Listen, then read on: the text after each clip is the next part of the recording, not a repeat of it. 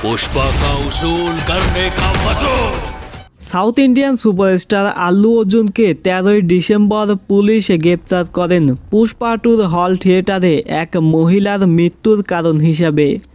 জানা যায় এই সুপারস্টারকে গ্রেপ্তারের পর থেকে পুষ্পা টু মুভি নিয়ে দর্শকের মনে আরও কৌতূহল তৈরি হয়েছে।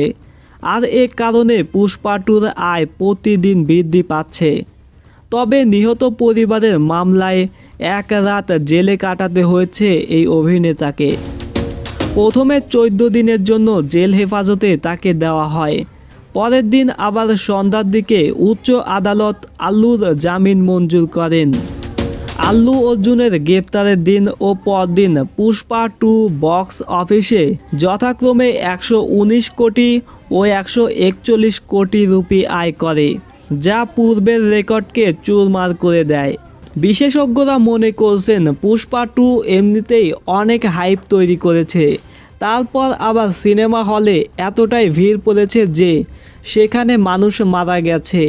এটা ভেবেই হয়তো মানুষের মনে কৌতূহল তৈরি হয়েছে পুষ্পা টু মুভির প্রতি। এখন প্রশ্ন হচ্ছে, তাহলে কি আল্লু অর্জুনকে পরিকল্পিতভাবে গ্রেপ্তার করা হয়েছে?